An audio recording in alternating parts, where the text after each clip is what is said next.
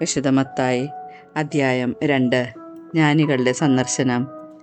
ഹെറോദേസ് രാജാവിൻ്റെ കാലത്ത് യൂദയായിലെ ബെത്ലഹേമിൽ യേശു ജനിച്ചപ്പോൾ പൗരസ്ത്യദേശത്ത് നിന്ന് ജ്ഞാനികൾ ജെറുസലേമിലെത്തി. അവർ അന്വേഷിച്ചു, എവിടെയാണ് യഹൂദന്മാരുടെ രാജാവായി ജനിച്ചവൻ? ഞങ്ങൾ കിഴക്ക് അവൻ്റെ നക്ഷത്രം കണ്ട് അവനെ ആരാധിക്കാൻ വന്നിരിക്കുകയാണ്. ഇത് കേട്ട് ഹെറോദേസ് രാജാവ് അസ്വസ്ഥനായി. അവനോടൊപ്പം ജെറുസലേം മുഴുവനും.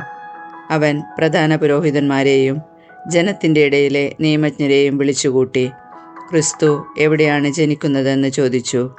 അവർ പറഞ്ഞു, യൂദയായിലെ ബെത്ലഹേമിൽ. പ്രവാചകൻ എഴുതിയിരിക്കുന്നു, യൂദയായിലെ ബെത്ലഹേമേ, നീ യൂദയായിലെ പ്രമുഖ നഗരങ്ങളിൽ ഒട്ടും താഴെയല്ല. എൻ്റെ ജനമായ ഇസ്രായേലിനെ നയിക്കാനുള്ളവൻ നിന്നിൽ നിന്നാണ് ഉത്ഭവിക്കുക. അപ്പോൾ ഹെറോദേസ് അജ്ഞാനികളെ രഹസ്യമായി വിളിച്ച് നക്ഷത്രം പ്രത്യക്ഷപ്പെട്ടത് എപ്പോഴെന്ന് സൂക്ഷ്മമായി ആകാംക്ഷയോടെ അന്വേഷിച്ചറിഞ്ഞു. അവൻ അവരെ ബെത്ലഹേമിലേക്ക് അയച്ചുകൊണ്ട് പറഞ്ഞു, പോയി ശിശുവിനെപ്പറ്റി സൂക്ഷ്മമായി അന്വേഷിക്കുക. അവനെ കണ്ടു കഴിയുമ്പോൾ ഞാനും ചെന്ന് ആരാധിക്കേണ്ടതിന് എന്നെയും അറിയിക്കുക. രാജാവ് പറഞ്ഞത് കേട്ടിട്ട് അവർ പുറപ്പെട്ടു.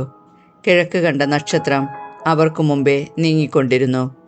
അത് ശിശു കിടക്കുന്ന സ്ഥലത്തിന് മുകളിൽ വന്നു നിന്നു. നക്ഷത്രം കണ്ടപ്പോൾ അവർ അത്യധികം സന്തോഷിച്ചു. അവർ ഭവനത്തിൽ പ്രവേശിച്ച് ശിശുവിനെ അമ്മയായ മറിയത്തോടുകൂടി കാണുകയും അവനെ കുമ്പിട്ട് ആരാധിക്കുകയും ചെയ്തു. നിക്ഷേപപാത്രങ്ങൾ തുറന്ന് പൊന്നും കുന്തിരിക്കവും മീറയും കാഴ്ചയർപ്പിച്ചു. ഹെറോദേസിൻ്റെ അടുത്തേക്ക് മടങ്ങിപ്പോകരുതെന്ന് സ്വപ്നത്തിൽ മുന്നറിയിപ്പ് ലഭിച്ചതനുസരിച്ച് അവർ മറ്റൊരു വഴിയെ സ്വദേശത്തേക്ക് പോയി. ഈജിപ്തിലേക്കുള്ള പലായനം. അവർ പോയി കഴിഞ്ഞപ്പോൾ കർത്താവിൻ്റെ ദൂതൻ സ്വപ്നത്തിൽ പ്രത്യക്ഷപ്പെട്ട് ജോസഫിനോട് പറഞ്ഞു, എഴുന്നേറ്റ് ശിശുവിനെയും അമ്മയെയും കൂട്ടി ഈജിപ്തിലേക്ക് പലായനം ചെയ്യുക. ഞാൻ പറയുന്നത് വരെ അവിടെ താമസിക്കുക. ഹെറോദേസ് ശിശുവിനെ വധിക്കാൻ വേണ്ടി ഉടനെ അന്വേഷണം തുടങ്ങും. അവൻ ഉണർന്ന് ശിശുവിനെയും അമ്മയെയും കൂട്ടി ആ രാത്രി തന്നെ ഈജിപ്തിലേക്ക് പോയി. ഹെറോദേസിൻ്റെ മരണം വരെ അവിടെ വസിച്ചു.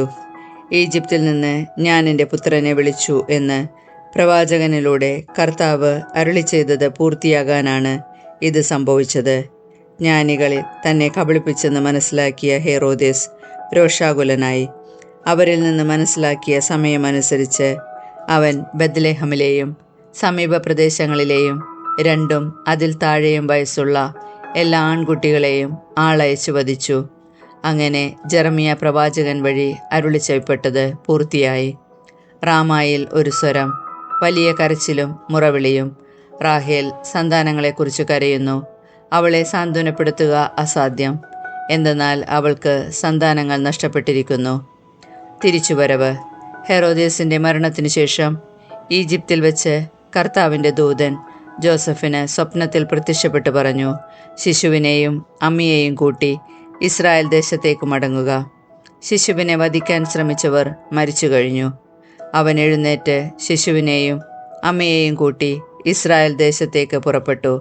മകൻ അർക്കലാവോസ് പിതാവായ ഹെറോദേസിൻ്റെ സ്ഥാനത്ത് യൂദായിൽ ഭരിക്കുന്നതെന്ന് കേട്ടപ്പോൾ അവിടേക്ക് പോകാൻ ജോസഫിന് ഭയമായി.